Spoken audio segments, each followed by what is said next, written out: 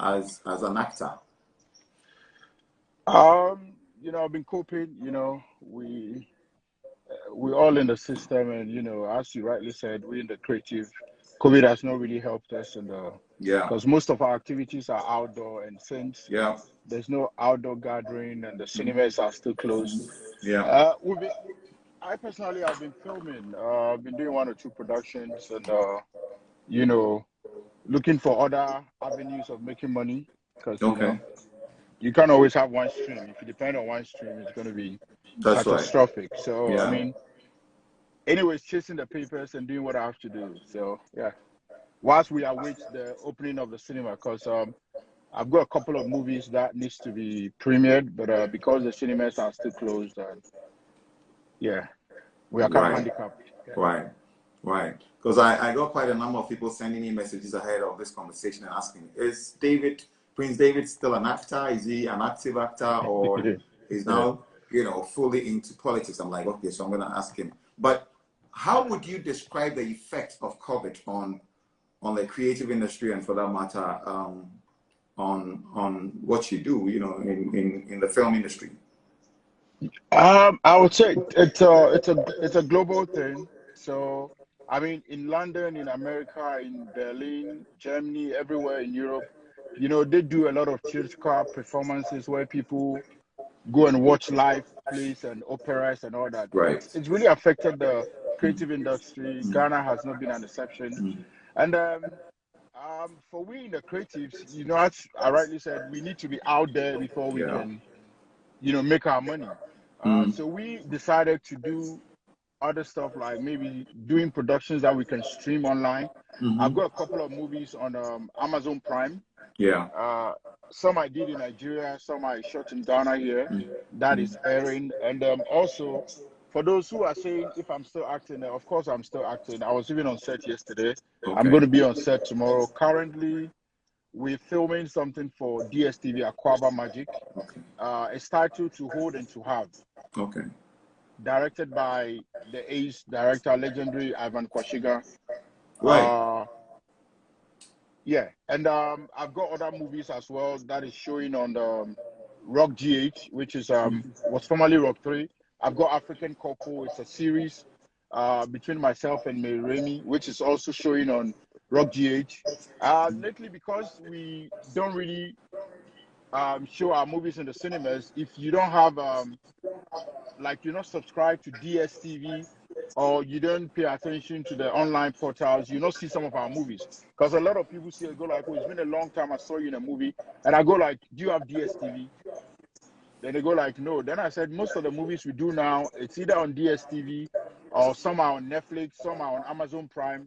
And I keep putting them on my page. When there's a new movie, I post on my page to let the followers go see it. So COVID has really affected us because, you know, back in the days, we could travel to Nigeria, we could travel to London, elsewhere, and film. But now, with all the restrictions, we can't really travel. So, you know, we're here in Ghana, and we just, you know, doing the best to keep body and soul alive. Yeah. I know. And speaking of DSTV Aquaba, how do you think it's going to affect our industry? I mean, exactly what is it adding to what we do in Ghana? Okay. With regards to our movie industry, it's really going to help because for some time now, during the COVID, are they showing 100%? Are they showing 100% GH movies? Yes, exclusive Ghanaian content. Everything Ghanaian on the Africa Aquaba Magic. And as a matter of fact, they commission people to produce movie, and they license movie. Let's say you have a movie, you want to sell it, non-exclusive. You take it to them, maybe they'll show it for a year or so, or if they want to have it to themselves, they buy it and they pay you. So they are commissioning people to produce for them, in as much as they are also producing in-house using, you know, some of the production houses. I think the day is one of the productions they are into. Yeah, they are doing a lot. It is doing good. I can see the promo, and people are making so much noise about it. So that's the prospect. That's how they intend to help the industry get back on its feet. So people are getting employment, and you know, our movies are going out there because the Nigerians have their own channels. They've got the Igbo channel, they've got the Hausa channel, they've got the Calabar channel, and they have channels that is mainly for Nigerian productions alone. So we having Aquaba Magic as one of our own. It's a very beautiful initiative, and yeah, it will do well. The last time we heard the president was going to have a conversation with the rest of us as a country, we were all wondering, okay, is he going to lift the ban on, you know, the cinemas that have been locked for close to a year now? Were you disappointed when that didn't happen? You know, I was thinking, yeah, if the churches are operating and they're adhering to the protocol measures, and you know, in cinema, for instance, let's say, even though the chairs are closely packed, you can say, okay, when one person sits on the other seat, the two is going to be vacant. Then somebody can sit on the three, the four is going to be Right. vacant. I'm sure if such modalities are put in place, we can also, you know, start screening our movies, because if churches that they do praise and worship and people sing and people dance and all that, they are comfortable doing that. In the cinema, we don't dance and we don't do other stuff.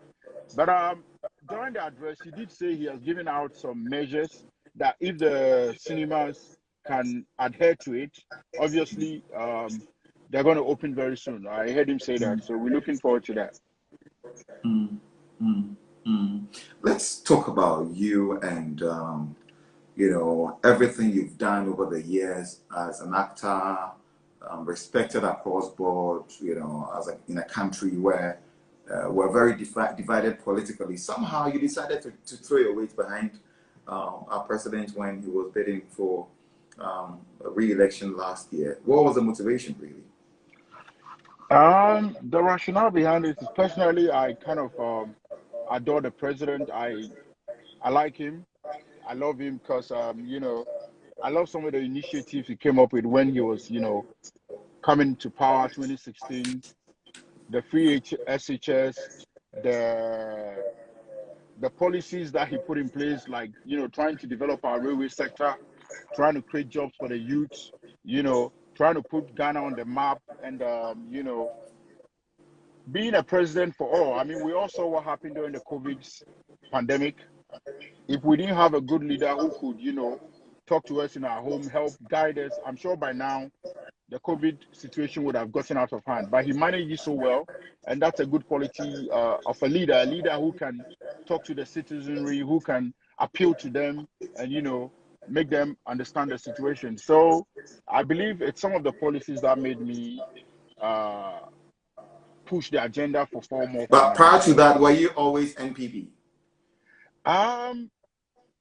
2012, yeah, I did campaign for MPP 2012, but it wasn't as, you know, vigorous as this one. It wasn't that boisterous. I was just doing my own thing, and you know, but this particular time I decided to really add my voice because I felt he needed the second term to complete whatever good work he started. Yeah, so that's how come I became very boisterous, So, and you know, in effect, it's right to say that you've always been NPP. um it was suffice to say that, because I mean, some people are also NDC and they are Of entitled course. to that. Yeah. So that's where the problem is. Other people are okay to be NDC, to be CPP, but when Prince David is MPP, that's a problem. Right. Sometimes I don't understand it. I just don't But understand it. But were you worried in any way, knowing that once you choose a political stance, you know, as a country, we have a way of dealing with this. It divides your audience. well, Because to be you're someone who's enjoyed so much reverence over time, but once you know, showed your face politically and disclose your political colors, people were saying all sorts of things about you. Did you weigh all KOD, that before? Did you weigh all that before venturing into it? KOD, to be very honest with you, yeah, opinions. People have access to the opinions. It's all about perspective. You can say a Yeah. white color looks black. It depends on how you see it. Right. Personally, I don't really care about opinions of people, what people say about me, what they think, because the bottom line is, KOD, as we start right now, if I go to Shell filling station and I want to buy V-Power, it's not what they are saying that is going to buy the fuel for me. It's my own money. Nobody gives me money. Nobody pays my bill. So personally, if you don't pay my bills, if you don't take care of my kids and my wife, you don't pay my mortgage, you don't count. So you can express your opinion. You can write whatever you want to write on social media. You're entitled to. That's your opinion. That's how you think of me. don't make it affect me. And to be honest with you, the more people throw jabs at me, and the more they hate me, the more I grow. I was thinking, yeah, when they started castigating me, insulting me, and doing, I was thinking my followership would drop. No, but right now it's almost 1.2 million. So I wonder, where are the people? I drive around town. The people that insult me on Instagram, sometimes when I look at their posts, it's pathetic. These are people who are like 18, 19 years old, who have not achieved anything in life, who don't even know what tomorrow holds for them. But yet they open their mouth, insult a successful person, insult anybody, a grown-up. And I think it's unfortunate, but it's high time we start talking about cancel culture. Because if a popular person or somebody who is well vexed in certain field says something and you want to counter it, it's okay. It's diverse views. You can say what you think, but it should be devoid of insult. And people tend to embrace and celebrate this thing because it's not them. When they are not insulting them, it's okay. Do you understand? But the very moment they insult them, then they take offense. If they are insulting their colleague or a president or a minister, they relish in that because it's not them. But the very moment they hit them, then they tend to reply, which is very bad. We can express our views, express our opinions without insulting someone or vilifying someone.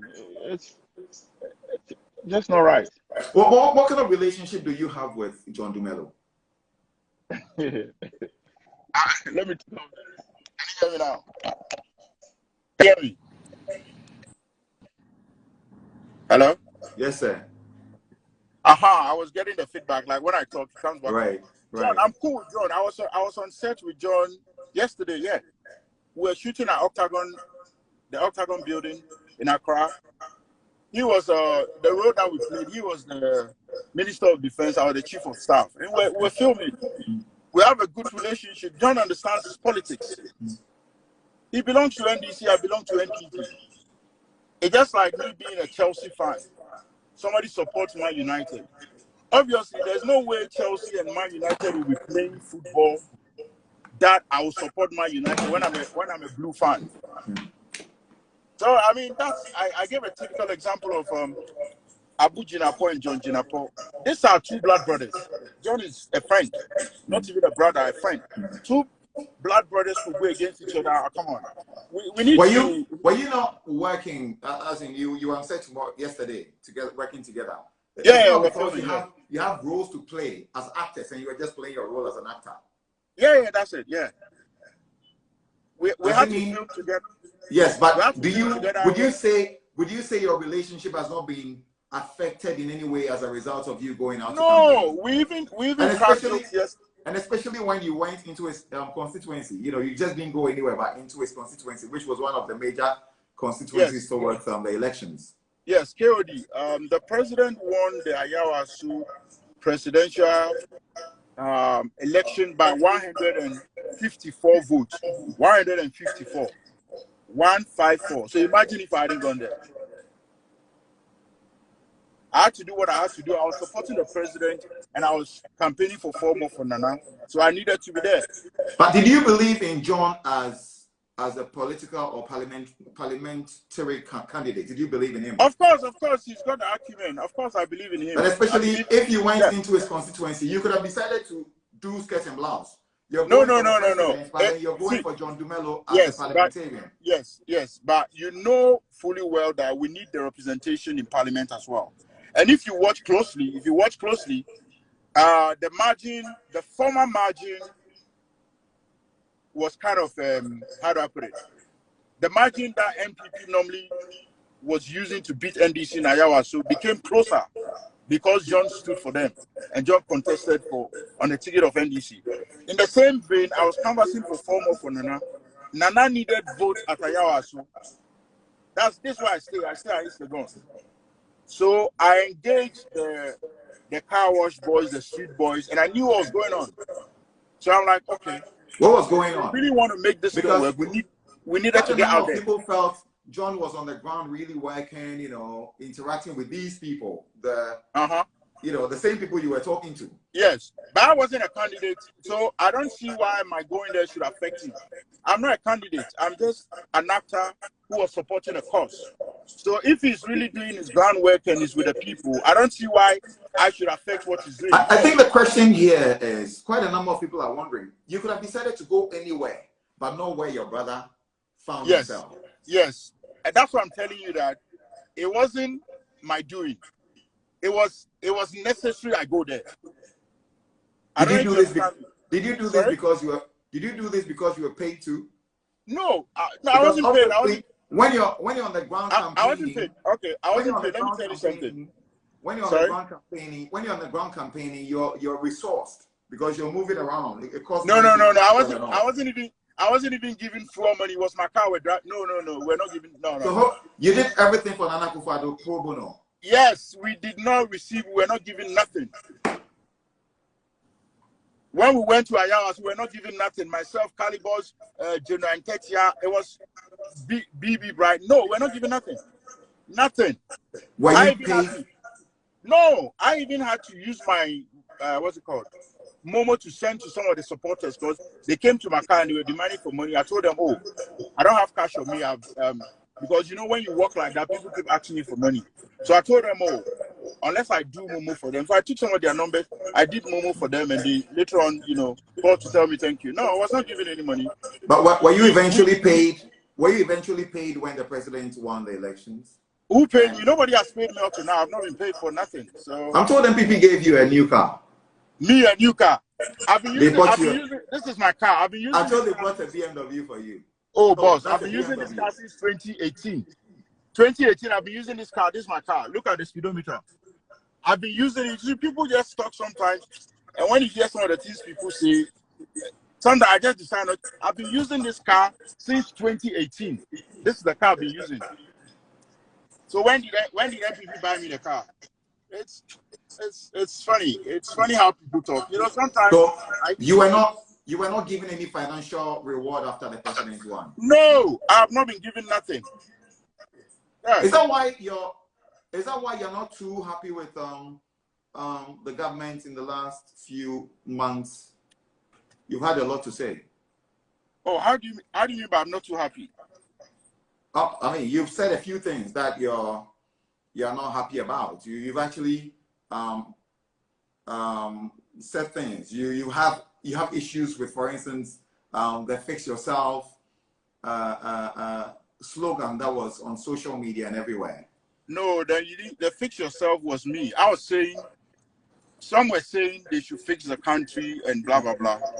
Then I was saying, you know, in order for the country to be fixed, we need to fix ourselves as individuals because the system is, how do I put it? The system depends on space and time and environment. And which people make the environment is the people. So if we are talking about structures, we're talking about system, the system is the people who inhabit a place. It's not buildings. It's people, human beings. So let's take, for instance, you say we should fix the country. It's okay. The country can be fixed. But you, the individual, ECG gives you a meter, which you are supposed to buy prepaid. And you go and alter the meter, put a broom there or a pin or whatever to reduce how much current you pay for, or how how you use the current that you buy, the electricity that you buy. When you do that as an individual, as a citizen, now you are causing financial loss to ECG, which invariably will affect the entire economy, because if ECG is running in debt because people are not doing the right thing, it's going to affect the economy. You are a CEO of an office. There's a girl or somebody who is very good, who deserves a promotion. But because you want to get into the person's panties, you are denying her the opportunity. Then this girl struggles, she leaves the office, you lose a good resource person, you lose a good talent because of your selfish interest. I've stayed outside Ghana and I've never seen an individual maybe driving a car, and maybe when the person gets stopped by a police person, the person takes money from his or her pocket and say, I want to give you a policeman. But we live in a country where people do something wrong, and the first thing they want to bribe the police. How do you fix? You need to fix yourself before the system can work. Because you, the individual, you go with a mindset of going to bribe the police because you know you've done something wrong. We are in this same country. We believe in the law. We believe in the executive. We believe in the legislature. We believe in the judiciary. Somebody does something wrong, they reprimand the person, put the person in jail. The whole country goes why we are advocating they should release, they should release. So what are you saying? How does the law work? So when you are undermining and protecting the law? In effect, did you believe that, or do you still believe that, you know, everything that the government is doing is just right, and the only challenge we have as a country is the people? No, no. It's hand to hand. You know, the guy, is it Twene Jonas, the guy who does the glass in Kwan? The guy in America. There's a guy who does a video or whatever. It's funny and it's educating, but he can do that video devoid of insult. I mean, for God's sake, His Excellency is not his mate for him to be saying Kwasia Jimmy for. And I find people find it ridiculous. They laugh and they get humor from it. America is 244 years old. 44 years old. 4th July 1776. That was when America was founded. Ghana is 64 years old. There is no way we can compare Ghana to America. And most of the American economy is driven by private sector. But Nana, I just got this flashback because I follow you religiously. Yeah. I know that you initially were also for fix the country. Me? And then you made a U-turn. No. This is what I said. I was never part of it. No. I wasn't. No. They didn't follow. I was not part of it. This is what I said. When they fixed the country stuff was going on, they tried to force me to join it. People were tagging me on Twitter, insulting me that I did do so, and now I'm not talking, and blah, blah, blah. Then I said, when the government decided to increase the tariff on the NHIS due to the free water and the electricity we use during the lockdown, I came out to even say the president should reconsider. I don't know if you remember that issue.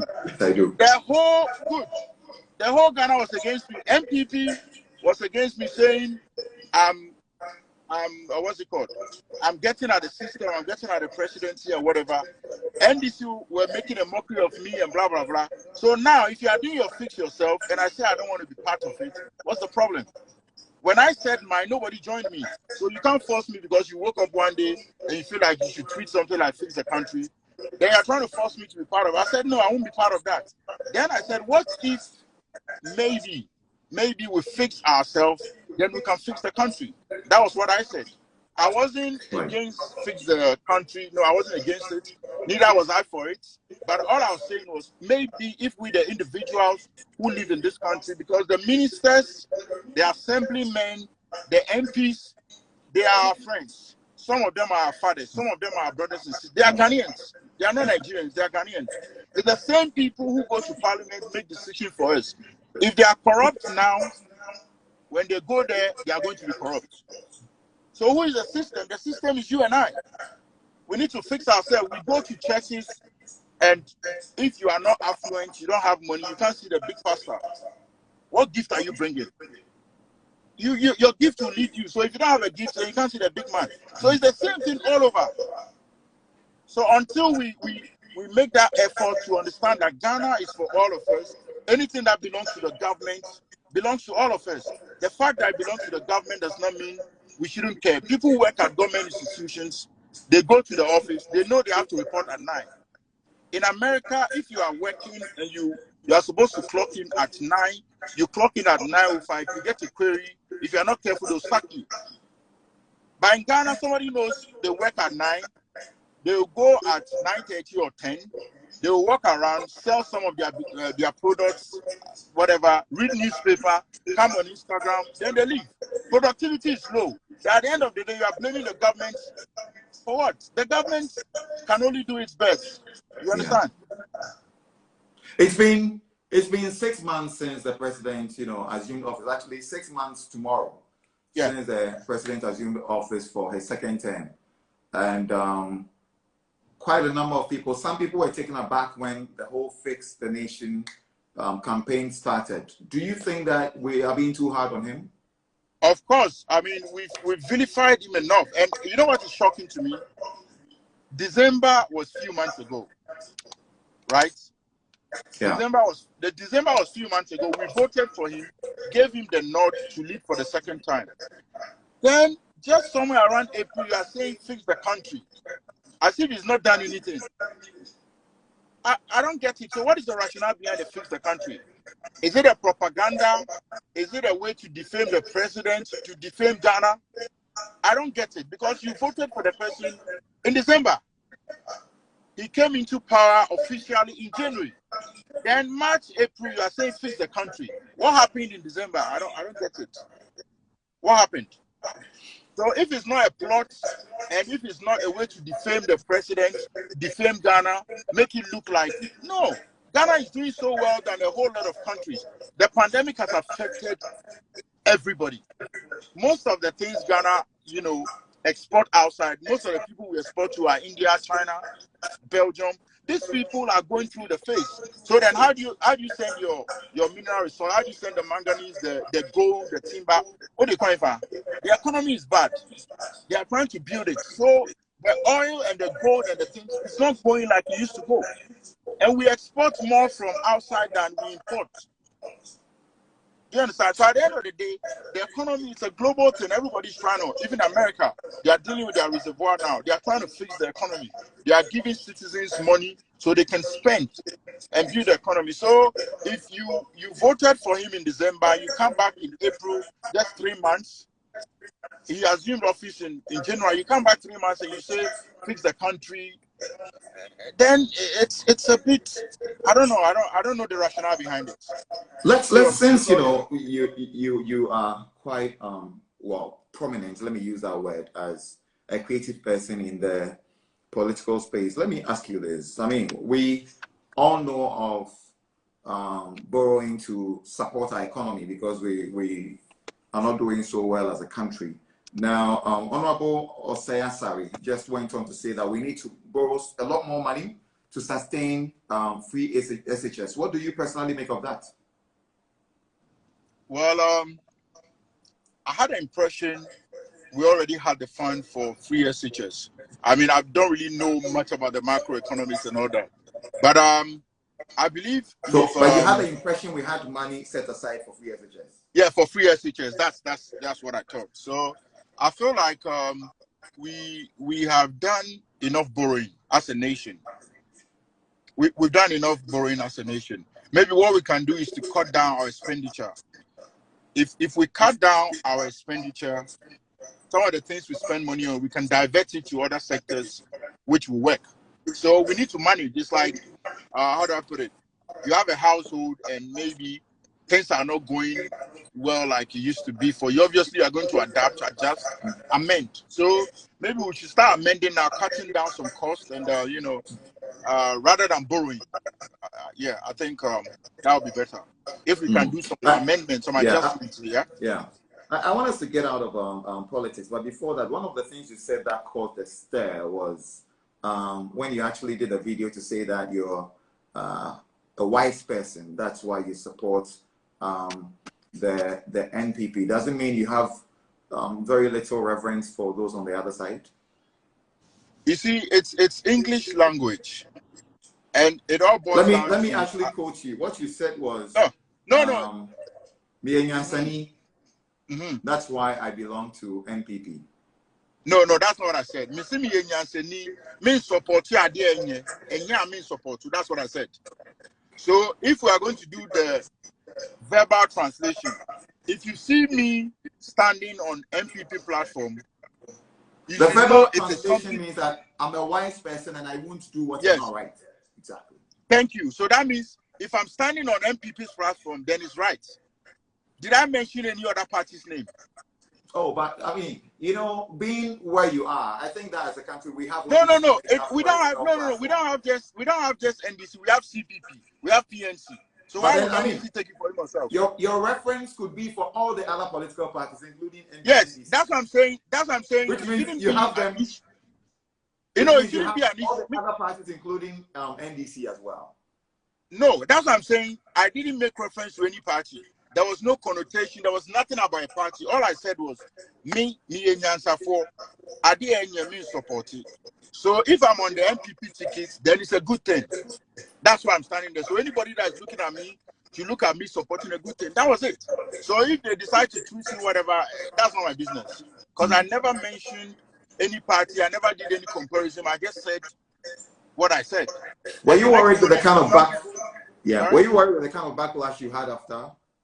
KOD, I told you earlier on, the backlash, that's the opinions of men. That's how they think. That's the opinion.